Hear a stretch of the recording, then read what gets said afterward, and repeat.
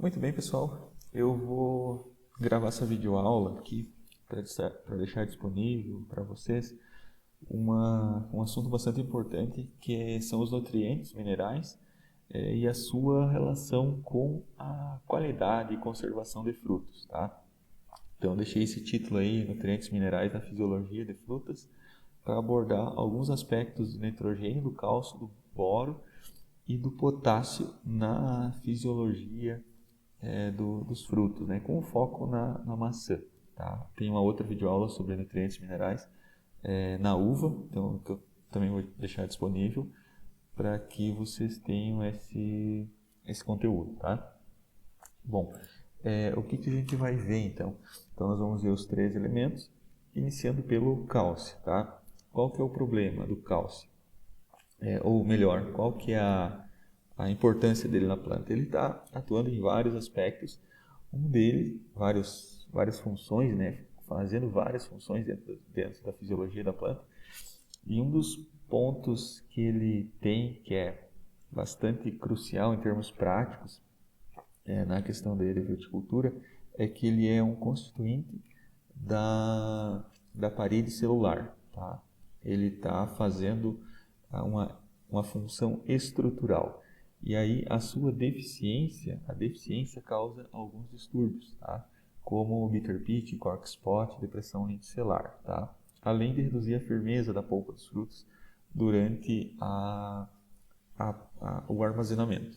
Bem, a primeira delas aqui, a depressão lenticelar, ela está relacionada então com a falta de cálcio, logicamente, e também com excesso de nitrogênio. Então, e excesso de outros elementos minerais, nós vamos discutir melhor quando nós abordar o bitter pitch, tá? E também está relacionado a fatores que levam a uma deficiência de cálcio na fruta, tá? Como secas, frutos grandes, tá?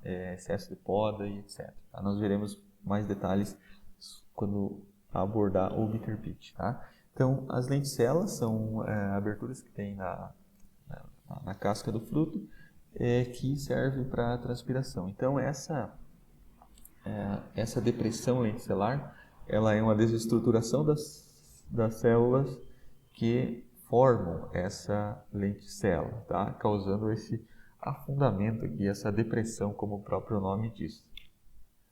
Um outro distúrbio importante que a gente não vê com tanta frequência, mas que ele é importante em alguns cultivares, em outros países, é o cork spot.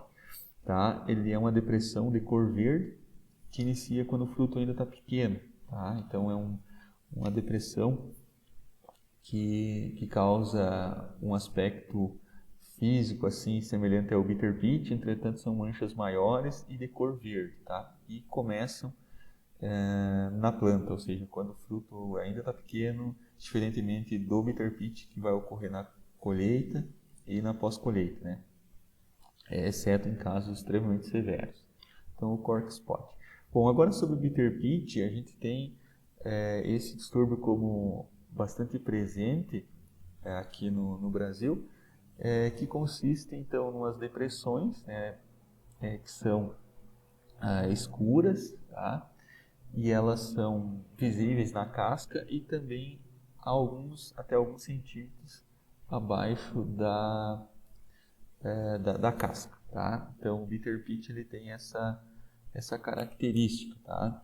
Então observado com mais frequência na pós-colheita, entretanto, sim, em alguns anos ou quando a deficiência de cálcio é severa, você vai observar também na colheita ou até mesmo antes, tá? Mas já existe então conhecimento acerca de como evitar e se tudo ocorrendo bem no aspecto de manejo, né, sendo feitos os manejos adequados, a ocorrência é muito baixa. Tá? Mas por que ocorre esse bitter pitch? Qual que é a lógica, termos fisiológicos, morfológicos, para ocorrer o bitter pitch? Aqui nós temos uma fruta, a fruta então é constituída por células, essas células têm parede celular e essa parede celular tem uma estrutura, tá? Que dá sustentação a ela. Essa parede celular então tem cálcio na sua constituição E esse cálcio, ela faz uma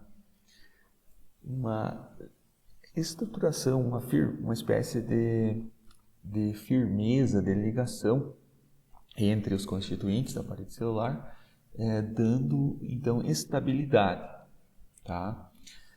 Quando há deficiência de cálcio, ou seja, quando falta cálcio, esse cálcio ele é substituído por outros elementos como potássio e magnésio, tá? Então esses elementos eles vão fazer parte, vão entrar também substituindo o cálcio. A sua concentração vai estar aumentada na parede celular das células da fruta. Entretanto, esses outros elementos eles não têm a capacidade de conferir uma estabilidade igualmente a conferida pelo cálcio. Então, ocorrerá uma perda de estabilidade. E aí, essa perda de estabilidade na parede celular, que tem como função dar estruturação às células, vai causar então o rompimento das células, morte e, consequentemente, o aparecimento dos sintomas. Tá? Então, com relação à fisiologia que envolve cálcio, magnésio e potássio, esses elementos, então, na questão de manejo, eles têm que estarem numa relação adequada. Tá?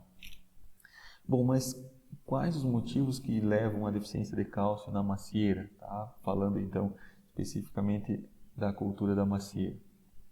Nós temos, ou a macieira possui uma característica de perder a funcionalidade do xilema após mais ou menos 45 dias após a plena floração. Tá? E é pelo xilema que vai o cálcio. Então o fruto recebe cálcio até esse período, pelo xilema. Posteriormente o xilema ele perde a sua funcionalidade e o que tem de cálcio na fruta vai sendo somente diluído, tá? Porque aí o fruto começa a receber os fotoassimilados e a água via floema. Tá? Então, até 45 dias aproximadamente, isso aqui vai variar em função de variedades, né? Cultivares, a planta tem o fornecimento de cálcio via xilema. Depois disso, o xilema perde funcionalidade e acaba somente entrando água e nutrientes pelo floema, e o que tem de cálcio vai sendo diluído, e por isso então acaba faltando cálcio e sendo necessário repor cálcio via aplicações foliares para evitar esse problema. Há diferença então entre variedades na questão de perda de funcionalidade do xilema. Então aqui temos um trabalho que mostra a perda de funcionalidade de duas cultivares, a Fuji e a Catarina. Então vocês podem ver aqui o número de vasos, né, após o início das avaliações aqui, após a plena floração. Na Fuji, ela demora mais, aqui cerca de 80 dias após a plena floração, para começar a perder a funcionalidade. Na Catarina, essa perda de funcionalidade ela já ocorre após aí 40 dias após a plena floração. Então percebam que duas cultivares há então uma perda de funcionalidade do xilema diferenciado e consequentemente uma suscetibilidade a uma ocorrência de biterbite diferenciada entre essas duas, tá? Pelo fato então da Catarina perder a funcionalidade do xilema antes, ela é mais sensível do que a Fuji. Tá? E aqui, no mesmo trabalho aqui da professora aqui da UANA e colaboradores, vocês podem observar que a quantia de cálcio aqui na Catarina, são essas bolinhas abertas, ela é menor do que na Fuji, tá? Em todas as avaliações. A relação potássio-cálcio, tá? Lembra que eu falei porque é importante essa relação potássio-cálcio? Porque quanto mais cálcio tem em relação aliás, quanto mais potássio tiver em relação a cálcio, mais esse potássio vai estar fazendo essa função aqui de substituir o cálcio e dar perda de estabilidade para a parede celular e, consequentemente, aumentando a ocorrência de distúrbio. Vocês podem ver que a Catarina ela teve uma relação maior potássio-cálcio, ou seja, mais potássio em relação a cálcio do que a FUJI. O somatório aqui de potássio, magnésio e nitrogênio, que é um outro elemento importante nessas relações também. Tá? O excesso de nitrogênio é prejudicial por levar a uma maior relação nitrogênio-cálcio, consequentemente mais problemas de deficiência de cálcio. Então vocês podem ver que na Catarina sempre maior essa relação, ou seja, menos cálcio em relação a esses outros. O nitrogênio, tá? Aqui também aqui no caso uma relação menor, né? Uma concentração menor de nitrogênio na Catarina em relação à FUJI. Tá? Entretanto, a relação nitrogênio com esses outros elementos então foi desfavorável para a Catarina, que é mais suscetível. Aqui temos a relação potássio, a concentração de potássio, na verdade. Tá? A concentração de potássio maior na FUJI, menor na Catarina. Temos aqui a relação potássio-magnésio em relação a cálcio, semelhante ao que eu expliquei aqui, né? Tá? Só que aqui não tem o nitrogênio. Então, tudo isso demonstrando aí que a variação ou a suscetibilidade entre cultivares ela tem a relação com o comportamento da funcionalidade dos feixes vasculares. E tem um outro elemento aí que que explica essa perda de funcionalidade, que é a presença de giberelinas. Tá? As giberelinas, o excesso delas causa uma perda dessa funcionalidade do xilema e, consequentemente, uma maior incidência de bitter pit. Então, tem esse outro trabalho aqui do professor Cassandro e colaboradores, onde eles reportam aqui que, com a aplicação do prohexadiona cáustica, que inibe a síntese de giberelina, eles tiveram encontraram uma maior funcionalidade dos feixes vasculares, aqui, principalmente nesses 2 primeiros dias de avaliação, em relação ao controle e em relação também à aplicação de giberelina. Tá? Eles aplicaram a GA4 e GA7 para ter o padrão positivo, né? E aí então vocês veem que a inibição da síntese de giberelina manteve a funcionalidade dos feixes vasculares mais elevada. E o que isso resultou? Resultou num maior aporte de cálcio. Tá? Destaquei somente aqui o prohexadiona cáustica, que é o fitorregulador que inibe a síntese de giberelina. Então, fez com que os vasos ficassem mais tempo funcionais e permitisse com que a fruta, nesse caso aqui a maçã Brevor, ela acumulasse mais cálcio. Tá? Então isso demonstra a importância da questão de evitar o excesso de giberelina na planta. E eles fizeram também a avaliação da incidência de bitter pit e a severidade. Vocês podem ver que com a inibição da síntese de giberelina eles tiveram uma menor incidência de bitter pit. Tá? Então, um manejo que é usado pelos fruticultores, que é o uso de reguladores vegetais para inibir o crescimento de ramos e melhorar vários aspectos de manejo da planta, que tem a ver então com a inibição da síntese de giberelina, causa um reflexo positivo na ocorrência de um distúrbio por alterar outros aspectos da fisiologia da planta e conduzir então a um melhor equilíbrio e melhor depósito de cálcio, absorção de cálcio no fruto. Tá? Bom, aqui tem algumas questões de manejo, tá? Não, por mais que o foco aqui seja mais a fisiologia, mas eu trago alguns fatores, né, que levam à deficiência de cálcio, tá? Como poda excessiva, tá? No inverno, que vai causar um crescimento vegetativo abundante, então a planta vai estar estimulada a crescer bastante e com isso o cálcio vai ter uma competição por ele, tá? Entre a parte que vai estar crescendo e os frutos, e acaba indo mais para as partes que estão crescendo e menos para o fruto.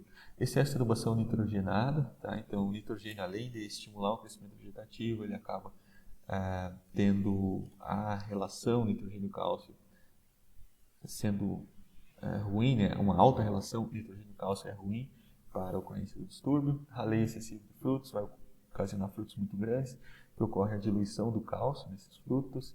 Frutos colhidos muito verde, alto teor de magnésio e potássio também vão afetar, né, a questão da estruturação da parede. Tá? Os sintomas não aparecem nas folhas, vão aparecer nos frutos. E o que se tem aplicações aí com cloreto de cálcio, nitrato de cálcio, então de 5 a 12 aplicações para suprir via foliar, né, via contato direto do cálcio com o fruto, essa deficiência que ele apresenta, e isso diversos trabalhos demonstram que reduz a ocorrência do bitter pit, né, por suprir essa falta de cálcio. Certo? Então, muito bem. Vamos falar aqui do nitrogênio um pouco. Tá? Nitrogênio, alguns aspectos. A gente já viu ali que o excesso é prejudicial. Para a planta, ele faz parte de várias moléculas, várias estruturas. Então, ele é constituinte de proteínas, enzimas, tá? Dos aminoácidos que constituem as proteínas, constituinte de macromoléculas. Tá? Uma das moléculas que é bastante conhecida nossa é a clorofila. Então, na clorofila nós temos o magnésio como um átomo central e nitrogênio, 4 nitrogênios ligados. Então, a falta de nitrogênio acaba desestruturando a molécula de clorofila e, consequentemente, ocasionando uma perda de eficiência na planta, por ela não ter a molécula essencial que captura a energia solar para fazer a fotossíntese. Então, acaba tendo vários prejuízos para a planta e visualmente a deficiência de nitrogênio é percebida pelo amarelecimento da planta, que tem a ver então com a degradação da clorofila, que é o que confere a cor verde na planta. Tá? A deficiência vai causar frutos pequenos, vão amadurecer muito cedo. Tá? Nós temos mais problema com excesso de nitrogênio na fruticultura, principalmente em regiões onde tem solos com muita matéria orgânica, do que a falta do nitrogênio. E um dos problemas do excesso de nitrogênio, então, são frutos muito grandes, tá? O fruto cresce bastante, pode cair antes, a queda prematura dos frutos, mantém a cor verde por mais tempo, tá? Então esse é um problema porque internamente a fruta amadurece e a cor verde da epiderme se mantém por ter muito nitrogênio, então vai ter muito nitrogênio nessa molécula de clorofila aqui. A clorofila não vai ser degradada durante a maturação, ou seja, vai demorar mais para ser degradada. E com isso você tem uma manutenção, né? A fruta tem uma manutenção da cor verde, e aí mascara a questão do ponto de colheita avaliado visualmente. Tá? Vai diluir o cálcio no fruto, aquele problema que a gente viu de relação nitrogênio-cálcio. Reduz a firmeza da polpa, tá? Fruta muito grande geralmente tem firmeza menor, não conserva bem na pós-colheita, pelo fato do excesso de nitrogênio, então ter toda essa relação com cálcio, firmeza da polpa e tal. O rústico também pode ser favorecido pelo excesso de nitrogênio. E se você tem adubação com potássio adequada, pode ter uma amenização dos efeitos negativos aí do nitrogênio. Tá? Bom, boro, vamos para o próximo elemento químico. Então, o boro, ele tem a sua participação, atuação muito conhecida nossa, que é na fecundação das flores. Tá? A presença de boro é necessário para que as flores sejam fecundadas, o grão de pólen germine e atinja o óvulo, né, e fecunde o óvulo. Tá? Melhora a cor vermelha do fruto, adianta a maturação, forma a pectina, então tem alguns aspectos bastante importantes. A deficiência do boro pode causar esse distúrbio aqui que a gente está vendo na imagem, ali, um tecido corticento, tá? Um cortiçamento, que pode evoluir para rachadura, pode ter crescimento reduzido de brotação, e se recomenda fazer aplicações de boro, aí, de 1 a 3 aplicações a partir do botão rosado. Nós temos o uso do boro, né, como uma estratégia de adiantar a maturação também. Então, fisiologicamente, ele acelera os processos de maturação. Tá? Então, não está bem claro como que ele atua, mas, em resumo, ele ativa a síntese de etileno. Tá? Então, o mecanismo bem específico Talvez esteja mais pelo excesso de boro, né? E esse excesso de boro faz com que a planta apresente esse comportamento de induzir a maturação dos frutos mais cedo, mas não está bem claro. Então ele é um micronutriente que você pode usar ele como, entre aspas, um fitorregulador para adiantar a maturação. Tá? E aqui eu trago alguns trabalhos que a gente fez, e aí a gente viu aí com boro, aumento da síntese de etileno, isso aqui é avaliações na colheita, tá? Em Master Galaxy. Maior respiração com boro, maior índice de iodamido, menor firmeza dos frutos, tá? Mais açúcar.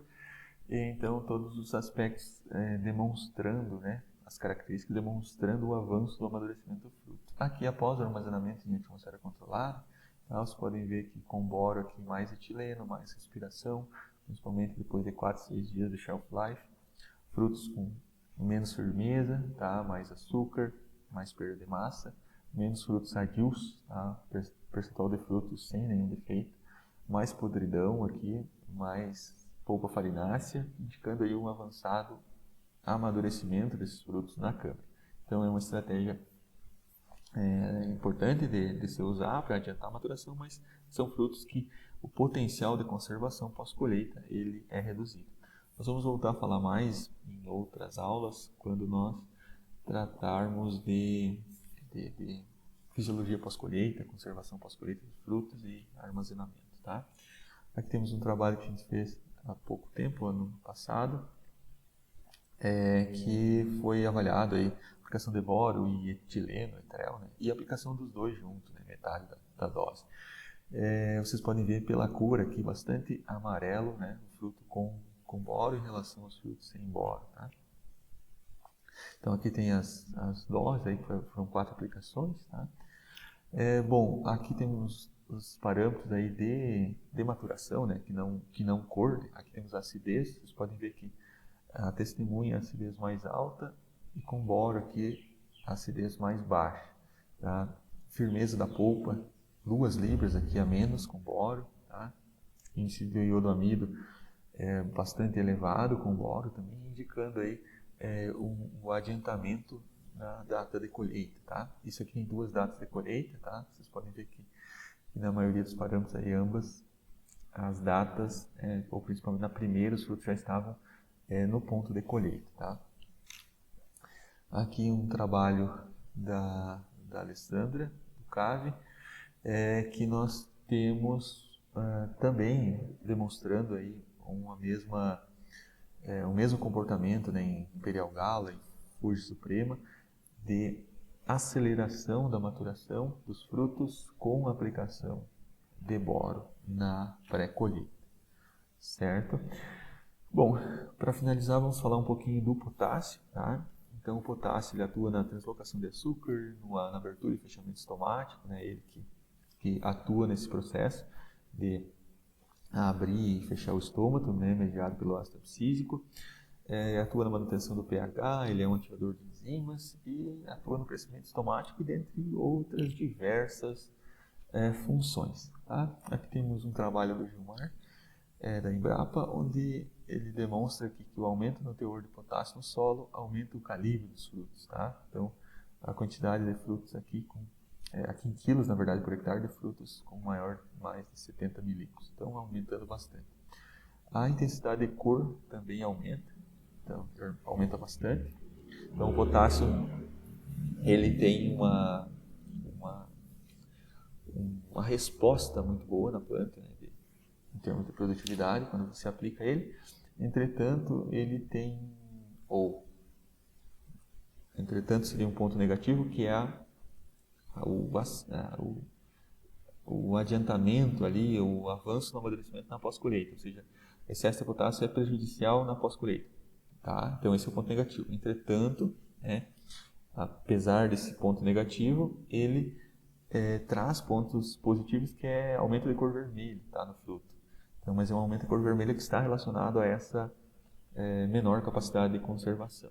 Tá? Então aqui tem os dados, a imagem, né, mostrando que quanto maior a dose de potássio no solo, maior é a intensidade de cor vermelha no fruto. Tá? Então tem esse ponto positivo, que é mais cor vermelha, maior qualidade, maior preço que o produtor vai receber. Entretanto, tem um ponto negativo, que é menor capacidade de conservação dos seus frutos e mais possibilidade, probabilidade de ocorrer distúrbios fisiológicos nos frutos, tá? Então, esses são alguns aspectos desses 4 elementos aí relacionados à questão de fisiologia e o foco mais também na fisiologia do amadurecimento. Tá? Tem uma outra videoaula sobre mais elementos químicos, minerais e com foco na videira. Tá? Então, eu vou deixar disponível também para que vocês tenham essa informação da fisiologia, do efeito na fisiologia dos elementos minerais, né, que estão relacionados com questões de manejo nutricional das plantas. Tá? Então, é isso daí. Fechamos a aula por aqui.